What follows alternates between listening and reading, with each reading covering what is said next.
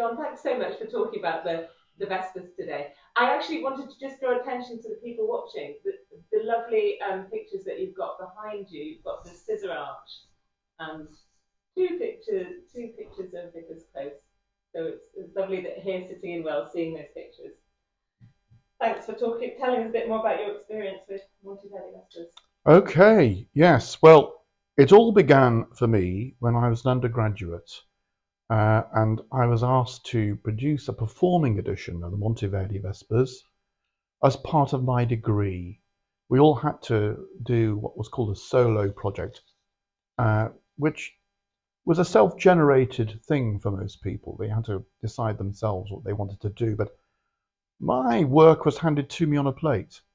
That we're doing a performance of the Vespers in the York Festival in 1980. We want you to do the edition, and you can submit the edition and a dissertation explaining the decisions you've made in the edition as your portfolio of work for your project, and that will be your solo project taken care of. And thank you very much. I felt very honoured, particularly as the performance was going to feature top flight experts in the field, the London Cornet and Sackbut Ensemble, and the Monteverdian tenor of the age, Nigel Rogers, and his group Chiaroscuro, who were specialists in early 17th century music.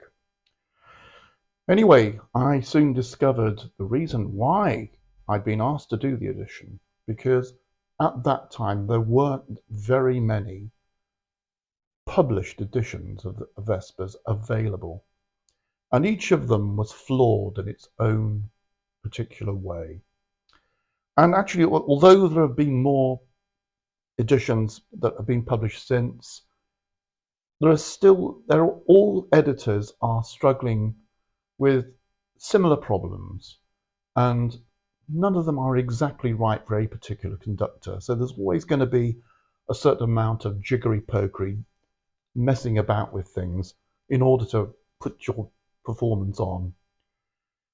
The first thing I suppose that lies underneath it all is that it's difficult to define what actually is the Monteverdi Vespers, because Monteverdi published this set of music in 1610 in Venice, and from what I can gather from the research I did and reading since, some of that music was composed very near to the date of publication. Some of it might have dated back decades, but it's a collection of music. It's not a coherent whole.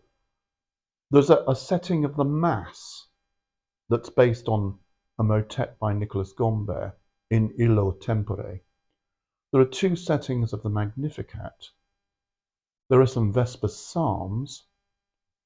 There are some so-called sacred concertos, which are like motets that are designed for soloists to perform in various combinations, a single soloist, perhaps two, three, and so on. And there are some other bits and pieces associated with the liturgy of the Vespers. The Vespers, incidentally, of course, is the Catholic service that's held at sunset every day and forms part, choral or evensong in the Anglican tradition is basically an amalgamation of two of the office hours of the Catholic Church, Vespers and Compline. But yes, going back to what is the Monteverdi Vespers? Was it intended for liturgical use? Was it intended to be performed? It's sometimes referred to as the Vespers of the Blessed Virgin Mary. Was it intended for Marian feasts? And it's problematic because although it contained the 5 psalms, it's difficult to determine which feast those 5 psalms belong to. And as part of the usual sequence of events in Vespers, before and after each psalm, a Gregorian or plainsong antiphon should be performed. And they're missing from the manuscript, it's not manuscript, a publication. printed publication. And some editors have tried to solve that by inserting Gregorian antiphons, but they've struggled to find appropriate ones for a number of reasons. So none of them are, it's still not quite solved, that problem.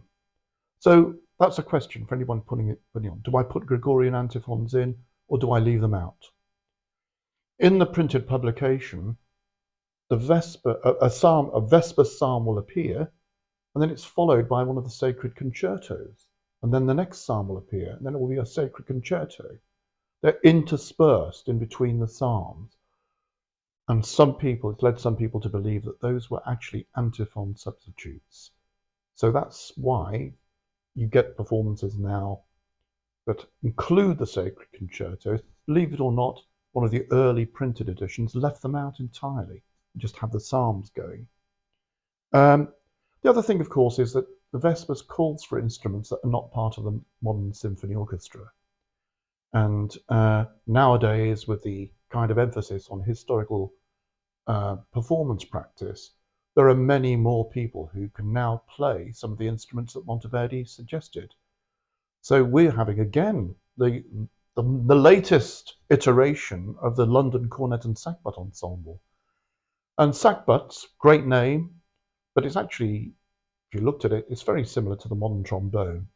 It's just made of lighter brass and doesn't have quite as prominent and flared a bell. But the cornetto, is a very different instrument. It's sort of cross between a woodwind instrument and a brass instrument, made of wood. Pitch is changed by covering finger holes, just like a recorder or flute. But the sound production is made like a brass instrument.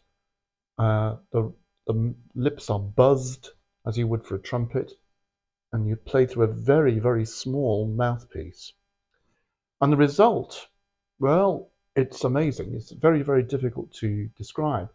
The instrument is amazingly agile, so much so that it was kind of interchangeable with the violin in the early 17th century. And it produces a sound that's very similar, some people said, to the human voice.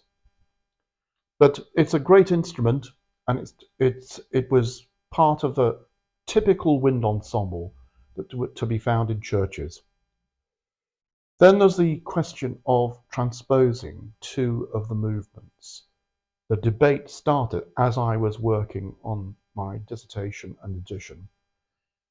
Some scholars, one in particular, had uncovered a performing tradition and produced compelling evidence to suggest that two of the movements in the Monteverdi Vespers should be transposed down a fourth. I won't go into the details, there's lots, but it's essentially that those two movements are written in a set of clefs that are higher than all of the other movements contained in the publication. And there is evidence, comes from various sources, to suggest that in those circumstances, the music should be transposed down a fourth. So that's another question. Of course, that leads to, well, what do you do with the singer's parts, the instrumentalist parts?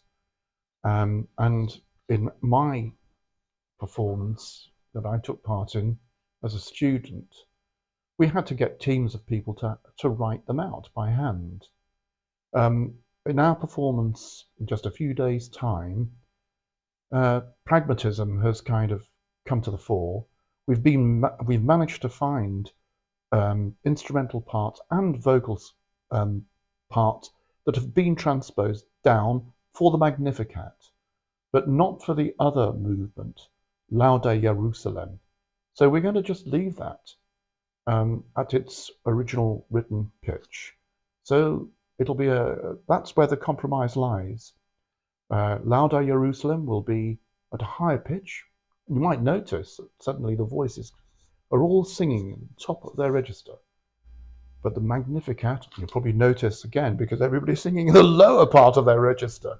That's the one that's going to be transposed down a fourth.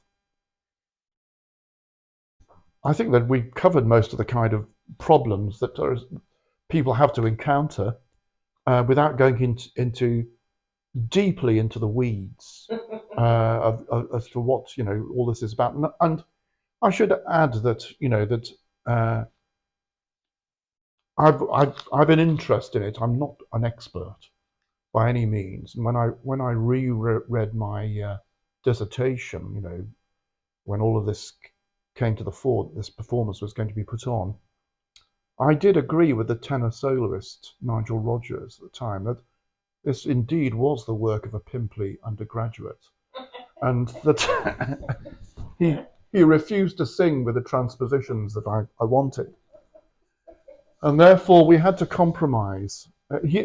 So we did agree that the York performance everything would be at the written pitch. Thaxted with student soloists, including myself, and he wasn't anywhere near the place. We could actually take the decision to experiment, and we had the downward transpositions. Thanks so much, John. I hope you'll join John, me, and the Wells Cathedral Chamber Choir on Thursday in the cathedral, 7 o'clock.